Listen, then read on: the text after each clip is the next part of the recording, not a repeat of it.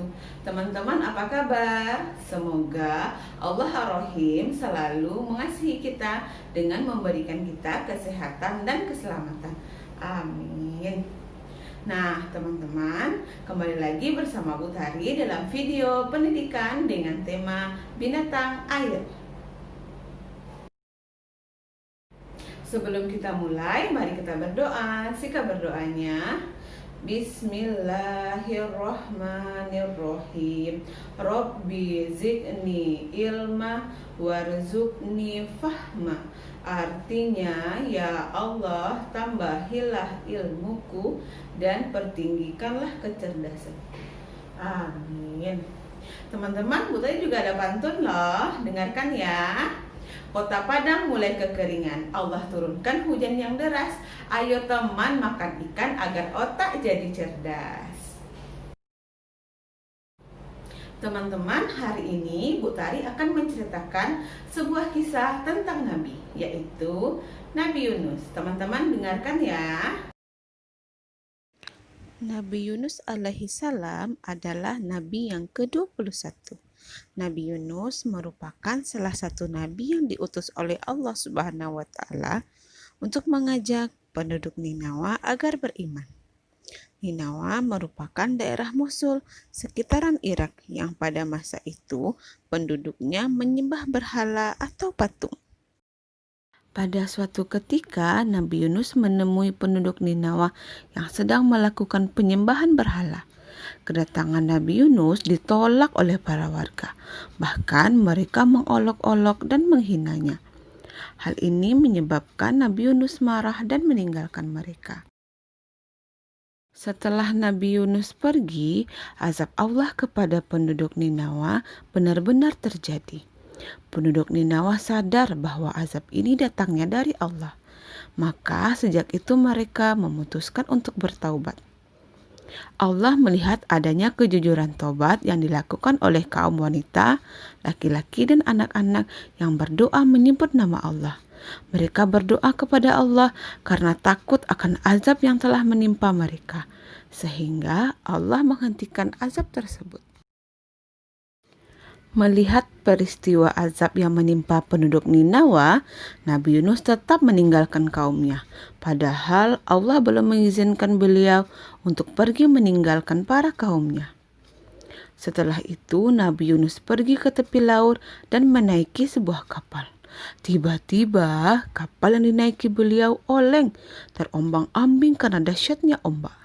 Untuk mengatasi kapal yang oleng itu, para penumpang memutuskan untuk mengurangi barang-barang bawaan dan melemparkannya ke laut. Barang-barang yang dilemparkan ke laut tak cukup untuk menampung beban, sehingga para penumpang membuat kesepakatan agar jumlah orang yang menumpang juga dikurangi dan dilemparkan ke laut. Kemudian para penumpang kapal memutuskan untuk membuat undian. Hal ini disepakati bahwa siapa saja yang keluar namanya maka harus bersedia dilempar ke laut. Setelah dilakukan undian, nama Nabi Yunus yang keluar. Para penumpang tidak terima apabila Nabi Yunus yang harus dilempar ke laut. Kemudian mereka mengundi lagi dan ternyata nama Nabi Yunus keluar hingga 3 kali berturut-turut.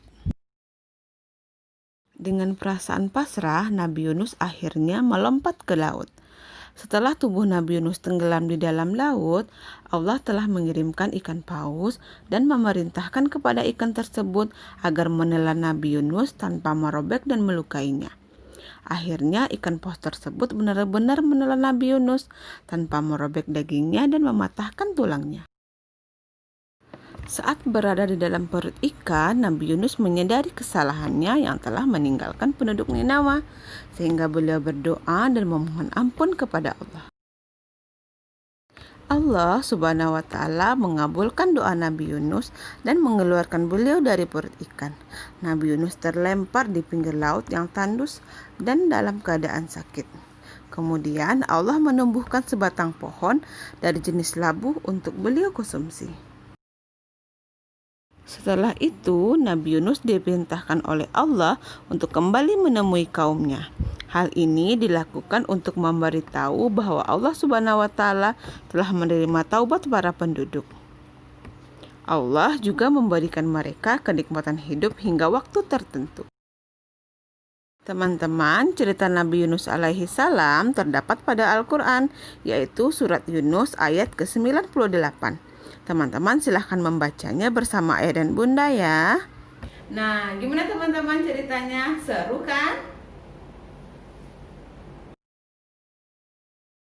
Teman-teman siap, semangat. Teman-teman, hari ini Bu Tari akan memberikan informasi tentang binatang yang hidup di air. Salah satunya adalah ikan. Allah dengan sifatnya Al-Khaliq, Maha Pencipta, telah menciptakan berbagai jenis ikan. Ada ikan yang hidup di air tawar, dan ada juga ikan yang hidup di air asin atau air laut. Nah, hari ini kita akan membahas 3 perbedaan ikan yang hidup di air tawar dan ikan yang hidup di air asin. Yang pertama adalah sisik. Sisik pada ikan air tawar berukuran besar dan menutupi seluruh bagian tubuhnya. Sedangkan ikan yang hidup di air asin memiliki sisik dengan ukuran kecil dan tidak menutupi seluruh bagian tubuhnya. Yang kedua, duri. Duri pada ikan air tawar berukuran kecil dan halus. Ini karena ikan air tawar berenang pada air berarus tenang. Sedangkan duri pada ikan air laut besar dan kokoh. Hal ini karena ikan air laut berenang pada air berarus deras. Yang ketiga, kandungan gizi. Kandungan gizi pada ikan salah satunya adalah omega 3. Omega 3 pada ikan air tawar lebih sedikit dibandingkan dengan omega 3 pada ikan air laut. Omega 3 berfungsi untuk mencerdaskan otak teman-teman. Nah, sekarang kita akan bermain. Sebelum kita bermain, Bu Tari hitung sampai 3. Teman-teman sudah siap ya? 1, 2, 3. Kita akan membahas kosakata yang ada hubungannya dengan bagian tubuh ikan. Salah satunya adalah sisik. Sisik terdiri dari huruf S, I, S, I, K. Putar ulangi ya. S, I, S, I, K. Sekarang giliran teman-teman yang mengulang.